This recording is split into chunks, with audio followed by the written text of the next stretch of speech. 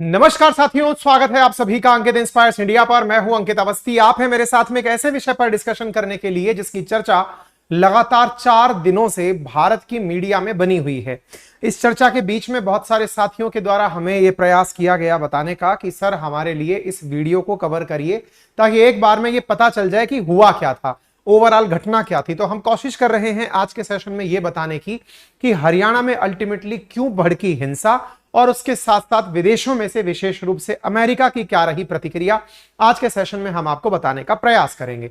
फिलहाल सुर्खी पर अगर नजर डालें तो हरियाणा कम्युनल वायलेंस इस समय की हेडलाइंस हैं, जिसमें यह कहा गया है कि सैकड़ों लोग हरियाणा के स्लम क्लस्टर गुरुगांव के स्लम क्लस्टर को छोड़कर भाग चुके हैं। हरियाणा के सीएम ने कंफर्म किया है 6 लोग नुहू वायलेंस के अंदर मारे जा चुके हैं। बजरंग दल का वर्कर प्रदीप शर्मा भी सफदरगंज हॉस्पिटल में मारा गया है। साथ में न्यू वायलेंस हाईलाइट में कहा गया है कि mobile internet SMS services Haryana के अंदर 5 अगस्त तक के लिए सस्पेंड कर दी गई हैं। क्या कहानी है? हेडलाइन से जिन्हें अभी तक नहीं पता क्या चल रहा है, हेडलाइन से उन्हें समझ में आना चाहिए। ट्विटर पर चल रहे ट्रेंड से समझ में आना चाहिए। बजरंग दल, हरियाणा बर्निंग, मोनू यादव, इस प्रकार के कुछ मेजर ट्विटर ट्रेंडिंग्स आपको यहां पर दिखाई पड़ रहे हैं। क्या हुआ है, कहां हुआ है, सारी बात करेंगे, लेकिन इससे पहले यह जान लीजिए कि जिस जगह की सबसे ज्यादा चर्चा है वो है असल में हरियाणा के पास एक जगह है जिसका नाम है नुहू। नुहू जो असल में दिल्ली के एनसीआर क्षेत्र में बिल्कुल करीबी स्थान है। ये वो क्षेत्र है जो कि दिल्ली से, ये जो दिल्ली मुंबई एक्सप्रेस हाईवे जो कनेक्ट कर रहा है दिल्ली को, वो असल मायने में नुहू होकर कनेक्ट कर रहा है।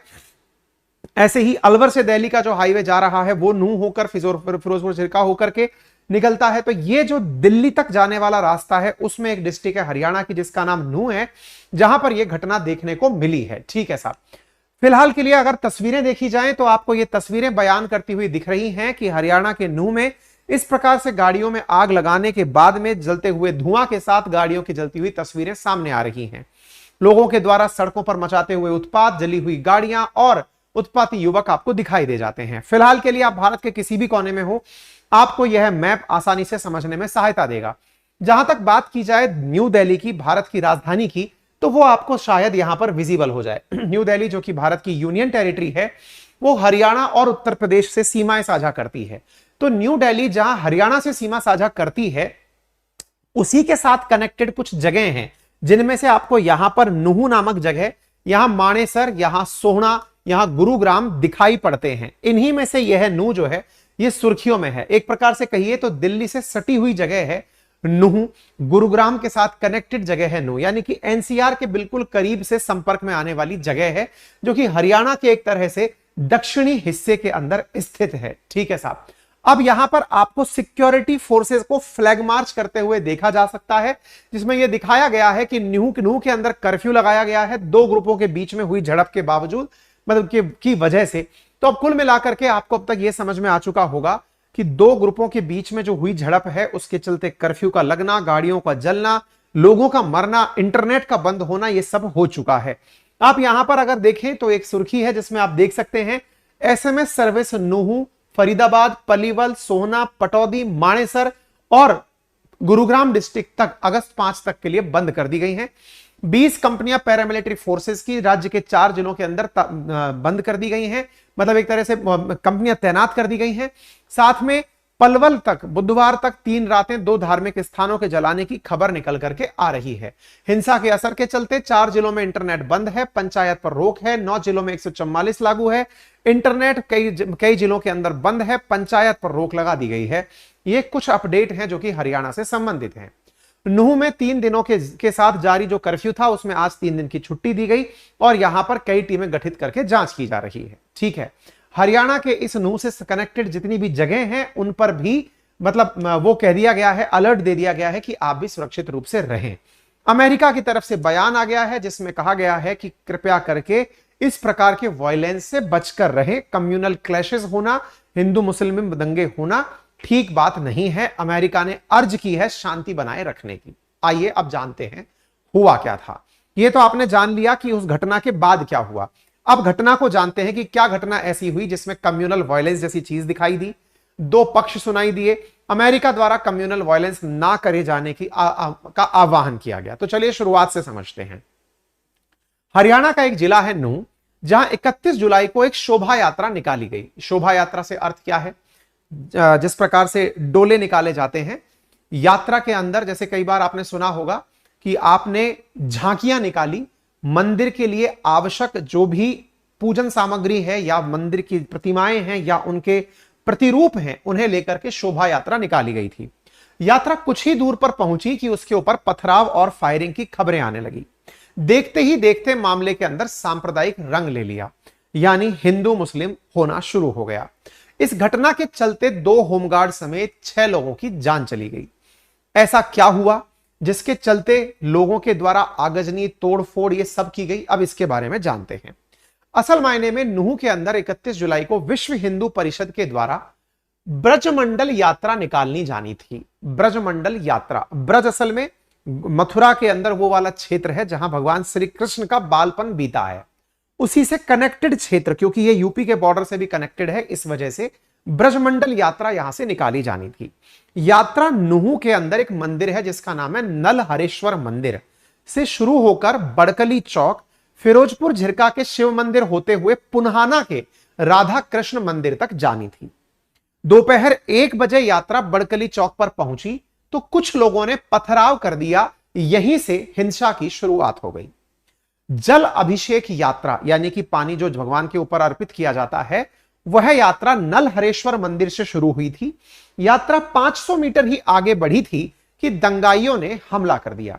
इसके बाद श्रद्धालु वापस आकर मंदिर में छिप गए। तब दंगाइयों ने पहाड़ी से गोलियां चलाना शुरू कर दिया। एक तरफ से आप जैसा समझ रहे हैं कि मंदिर के श्रद्धालु हैं, तो दूसरी तरफ से दंगाई पहाड़ों पर चढ़ करके गोलियां और पत्थर बरसा रहे थे। यह मंदिर 3 तरफ से पहाड़ों से घिरा हुआ है और उस मंदिर के जो श्रद्धालु थे उनके ऊपर पहाड़ों से चढ़ी हुई उन्मादी भीड़ के द्वारा पत्थर और गोलियां चलाई जा रही थी। मंदिर के सेवादार अमरपाल और यात्रा में शामिल लोगों के मुताबिक दंगा भड़का तो मंदिर में 4000 से ज्यादा लोग फंस गए। मंदिर में फंसे लोगों ने बताया कि उपद्रव के दौरान मंदिर के अंदर भी गिने चुने पुलिसकर्मी थे। दंगे भड़के तो आगे निकली यात्रा से लोग वापस मंदिर की तरफ भागने लगे। यह है नलहरेश्वर मंदिर, जो तीनों तरफ से अरावली की पहाड़ियों से घिरा हुआ है। लश ग्रीन क्षेत्र में यह जमीन पर बना हुआ मंदिर है। यहां पर मौजूद पुलिस वाले स्थिति को नहीं संभाल पाए। वे फोन पर अधिकारियों से मदद मांगते रहे, लेकिन फोर्स पहुंचने में कई घंटे लग गए। नलहरेश्वर मंदिर से जुड़े लोगों ने बताया कि यात्रा के वक्त मंदिर में फोर्स तैनात थी। यात्रा जैसे ही आगे बढ़ी, फोर्स भी आगे बढ़ गई। शहर के तिरंगा चौक पर दंगे के बाद यात्रा में शामिल लोग जान बचाकर वापस मंदिर आए, लेकिन उनके साथ फोर्स नहीं लौटी। इसी प्रकार से मंदिर के पुजारी दीपक शर्मा ने 1 अगस्त को बताया कि 31 जुलाई को 2 बजे तक सब ठीक चल रहा था। वे भी मंदिर के अंदर थे। अचानक 3 बजे के करीब बाहर से शोर सुनाई दिया, तो जो लोग दर्शन के लिए मंदिर आ रहे थे वे अचानक मंदिर से जाने लगे।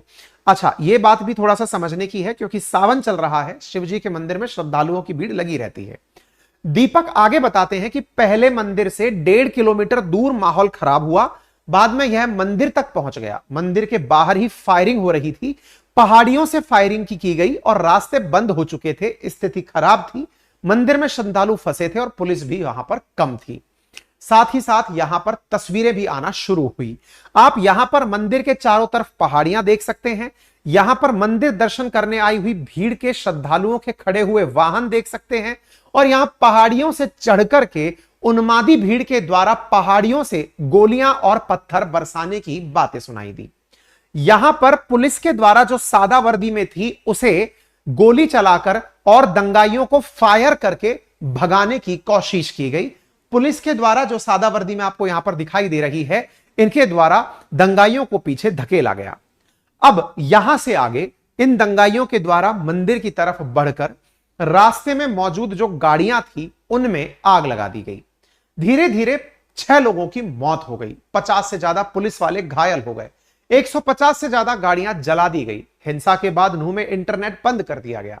2 अगस्त तक कर्फ्यू लगा दिया गया। 5 अगस्त की आधी रात तक नूंह, फरीदाबाद, पलवल, गुरुग्राम, मानेसर, पटौदी, सोना, इन सभी के अंदर इंटरनेट बंद कर दिया गया। स्कूल, कॉलेज, कोचिंग सेंटर बंद कर दिए गए। गुरुग्राम में मॉल और थिएटर बंद किए गए। कंपनियों को वर्क फ्रॉम होम करने के लिए कह दिया गया।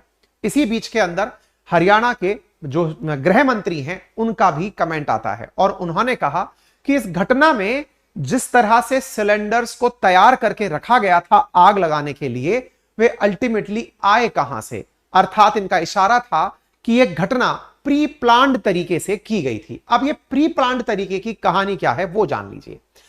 आपको जो ये व्यक्ति दिखाई दे रहे हैं तस्वीर में, इनका नाम है मोनू मानेसर। असल में इनका नाम मोनू यादव है, लेकिन अपने आप को चूंकि ये हरियाणा के अंदर मानेसर नाम की जगह से बिलोंग करते हैं, इसलिए नाम के पीछे ये मानेसर शब्द लगाते हैं, नाम लिखते हैं मोनू मानेसर। ये मोनू मानेसर के कारण बताया गया कि ये पूरा मामला भड़का। बहुत सारे न्यूज चैनल्स ने इनके बारे में काफी कुछ कवरेज किया है और कहा है कि यदि ये नूह ना आते तो शायद दंगा ना भड़कता। अर्थात एक व्यक्ति के आने से इतना दंगा भड़का कि 6 लोगों की जान चली गई, 150 लोगों में 150 गाड़ियां जला दी गई, 50 से अधिक पुलिसकर्मी घायल हो गए। इसका मतलब इस व्यक्ति की भी कोई कहानी रही होगी। क्या कहानी है अब थोड़ा सा वो जान लीजिए। असल में ये जो व्यक्ति मोनू मानेसर है, ये कौन है इसके बारे में जान लीजिए। असल में फरवरी के अंदर हरियाणा के भिवानी में 2 कथित गौ तस्करों की हत्या हुई। उस हत्या के अंदर आरोपी बनाया गया मोनू मानेसर को। नूह और गुरुग्राम में हुई सांप्रदायिक हिंसा के बाद यही व्यक्ति सुर्खी में आया। असल के अंदर मोनू मानेसर के द्वारा, जो कि नूह में मतलब पहले हरियाणा के भिवानी में जो गौ तस्करों के नाम पर जो हत्या हुई थी, उसका आरोपी है। उस आरोपी की तलाश राजस्थान पुलिस के द्वारा की जा रही है। इस व्यक्ति की तलाश में राजस्थान पुलिस भी सक्रिय है। यह व्यक्ति वीडियो पर मैसेज डालकर कहता है कि यह नूह आ रहा है। नूह असल में एक मुस्लिम डोमिनेटेड, मुस्लिम बहुतायत जिला है जहां की 80% आबादी मुस्लिम है। ऐसी स्थिति में चूंकि जो गो तस्कर मारे गए थे वो मुस्लिम समुदाय से बिलोंग करते थे, तो मोनू मानेसर ने जिस तरह से यह कहा कि वो वहां आ रहा है, उससे नूह के अंदर ऑलरेडी बैठे हुए जो मुस्लिम थे उन्हें लगा कि वो यहां आकर हमें चैलेंज दे रहा है कि मैंने तुम्हारे लिए मैं मोस्ट वांटेड हूं, लेकिन मैं तुम्हारे सामने आ रहा हूं। ये मोनू मानेसर खुद को बजरंग दल का सदस्य और गौरक्षक बताता है और उसकी सोशल मीडिया प्रोफाइल के अनुसार वह हरियाणा में गोरक्षक दल का प्रमुख है। मोनू मानेसर और उसके दल के लोग पुलिस को कथित गौ तस्कर के बारे में जानकारी देते थे और 2 लोगों की हत्या में भी इसके शामिल होने का नाम है। नासिर और जुनैद की हत्या हुई थी जिसका आरोपी इसे बनाया गया है। यह है बजरंग दल हरियाणा के नाम से मोनू मानेसर, जिसने यह कहा कि वो इस शोभा यात्रा के अंदर आ रहा है। अब जब इसके आने की खबर सुनाई दी तो नूह के अंदर बहुत सारे लोग सक्रिय हो गए और सक्रिय हुए लोगों ने इसकी प्रतिक्रिया स्वरूप इस पूरी शोभा यात्रा को टारगेट करने का मिशन चला दिया। जो नूह के अंदर मुस्लिम बहुतायत है उसके द्वारा इस व्यक्ति के आयोजन को ही गलत बताया गया और बहुत ही आपत्तिजनक तरीके से इस घटना की प्रतिक्रिया दी गई। प्रतिक्रिया स्वरूप उनके द्वारा शोभा यात्रा पर पहले से ही प्लानिंग के अकॉर्डिंग पत्थर, गैस सिलेंडर, आगजनी का सारा सामान और टारगेट करके सांप्रदायिक हिंसा को स्थान दिया गया। इसमें से एक वीडियो काफी वायरल हुआ। एक मेवाती चैनल है, यूट्यूबर है एहसान मेवाती पाकिस्तानी, जिसने बड़े ही अभद्र तरीके से अपनी कौम को, मेवाती कौम को, मुस्लिम समुदाय को भड़काने का काम किया। इस व्यक्ति के द्वारा, एहसान मेवाती के द्वारा लोगों को आह्वान देकर कहा गया कि यदि वे अभी भी इसे आकर छोड़ देंगे तो उन्हें उनकी कौम माफ नहीं करेगी। इस प्रकार के एक नहीं कई वीडियो सोशल मीडिया पर वायरल हुए, जिसके चलते एक सुसंगठित तरीके से एक प्रकार का भाव तैयार कर दिया गया जो कि सांप्रदायिक हिंसा के लिए पूरी तरह बिसात बिछा चुका था। अब तक आप लोगों को यहां तक पहुंचते पहुंचते यह तो क्लियर हो चुका होगा कि यहां तक पहुंचते पहुंचते पूरी तरह से सिक्योरिटी फेलियर था, सरकारी कार्यक्रम का फेलियर था। इसके पीछे के 2 बड़े कारण जान लीजिए। अगर बात करें इस घटना के मुख्य सूत्रधार की, जिसका नाम मोनू मानेसर बताया गया है, यदि वो 2 लोगों की हत्या का आरोपी है तो वो खुलेआम सोशल मीडिया पर है कैसे, प्रेजेंट कैसे है? अगर वो व्यक्ति अपराधी है तो वो पुलिस की गिरफ्त से दूर क्यों है? और अगर वो पुलिस की गिरफ्त से दूर है और उसके द्वारा अगर ये कहा जा रहा है कि वो इस शोभा यात्रा में शामिल होगा, तो क्या इस घटना के बाद पुलिस ने कोई भी सक्रियता दिखाते हुए उसे गिरफ्तार करने की कोई योजना बनाई या फिर उसे किसी प्रकार से रोकने का कार्य किया? नंबर एक, यह तो पुलिस के द्वारा या फिर इंटेलिजेंस के द्वारा फेलियर का पहला प्रमाण है।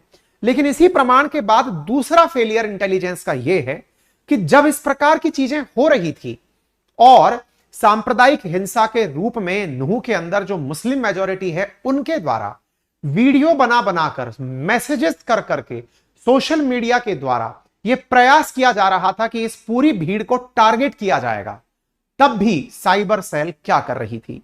क्या इस प्रकार के मैसेजेस जब सर्कुलेट हो रहे थे, क्या सोशल मीडिया पर जब इस प्रकार की चीजें दिखाई जा रही थी, तो उस समय पर सोशल मीडिया का सेल क्या कर रहा था? इस घटना को होने क्यों दिया गया? यह अपने आप में एक बड़ा सवाल बनता है। अर्थात यह अपने आप में एक सिक्योरिटी फेलियर है जिसके चलते इतनी बड़ी हिंसा का अंजाम हुआ। यदि पुलिस मुस्तैदी दिखाती तो उन लोगों को जो भीड़ भड़काने का कार्य कर रहे थे, दोनों पक्षों से उन्हें गिरफ्तार किया जा सकता था।